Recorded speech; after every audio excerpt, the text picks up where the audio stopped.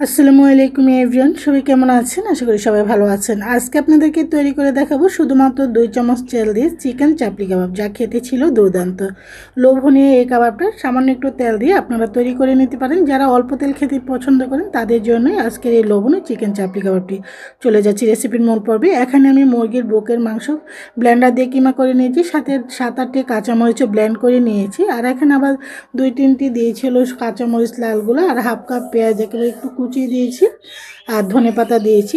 এখানে দিয়ে দিয়েছি 1 চামচ আদা বাটা, 1 চামচ রসুন বাটা, 1 চামচ ধনিয়ার গুঁড়া, 1 চামচ জিরার গুঁড়া, 1 চামচ গরম মশলার গুঁড়া, হাফ চামচ হলুদের গুঁড়া, হাফ চামচ লাল মরিচের গুঁড়া, স্বাদ অনুযায়ী লবণ, 2 চামচ এখানে দিচ্ছি হলো বেসনটা দিচ্ছি এখন বাইন্ডিংয়ের জন্য আর কি। তো এখন এগুলোকে প্রত্যেকটা জিনিস ভালো করে মেখে নিচ্ছি।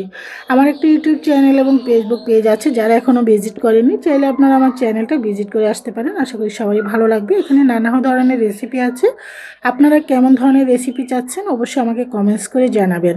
প্রত্যেকটা জিনিস মেখে নেওয়ার পর এখানে আমি 2 চামচ ঘি দিচ্ছি, এতে করে এটার ফ্লেভার এবং টেস্টটা কিন্তু দারুণ আসে, তবে এটা অপশনাল, যদি ভালো লাগে দিবেন, না স্কিপ করবেন। এখন আমি কাবাবগুলো সব এক এক করে বানিয়ে নিচ্ছি। চিকেন চাপলি কাবাব মানে চাপলি যেই কাবাবটা, সেই কাবাবটা কিন্তু একটু পাতলা টাইপের এবং চ্যাপ্টা টাইপের হয়, একটু বড় সাইজের, খেতে কিন্তু অসাধারণ। এই চাপলি কাবাবটা আপনারা যে কোনো ধরনের মাংস দিয়ে তৈরি করে নিতে পারেন। কাবাবগুলো সব বানানো হয়ে গিয়েছে, এখন ওইগুলোকে একটু ভাজবো। এখানে 2 চামচ সয়াবিন তেল দিয়েছি, দিয়ে আপনার সরিষা তেলও ভাজতে পারেন।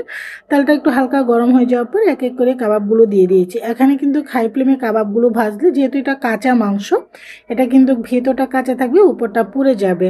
তাই চুলাটাকে মিডিয়াম টু লো ফ্লেমে রেখে আমি কাবাবগুলো সব ভেজে নেব। আপনার চাইলে ফ্রোজেন করতে পারেন, হালকা ফ্রাই করে 1 সপ্তাহের মতন যে কোনো ধরনের এয়ারটাইট কন্টেনার বক্স বা ফয়েল পেপারে সুন্দর করে মুড়িয়ে নর্মাল ফ্রিজে 1 সপ্তাহ রেখে তারপরে খেতে পারেন।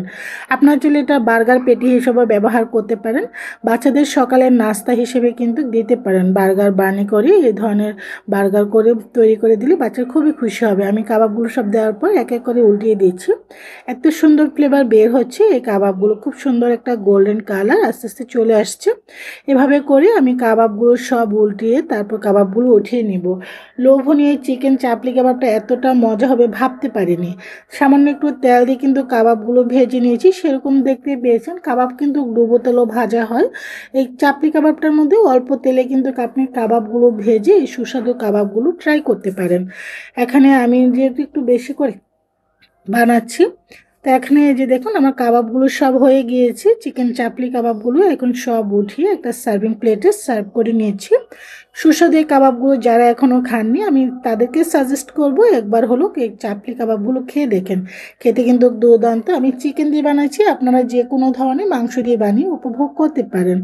সবগুলো সার্ভ করার পর আমি একটু উপরে কাঁচামরিচ কুচিয়ে ডেকোরেশন করছি। আপনারা এখানে সালাদ, চাটনি, তারপরে লেবু এগুলো দিয়েও কিন্তু সার্ভ করতে পারেন। আশা করি সবারই ভালো লাগবে। এখন একটা ভেঙে খেয়ে আপনাদেরকে এখন আমি দেখাচ্ছি। আলহামদুলিল্লাহ, এই চিকেন চাপলি কাবাবগুলো এত মজা হয়েছে, আপনারা একবার হলো ট্রাই করে খেয়ে দেখবেন লোভনীয় কাবাবগুলো।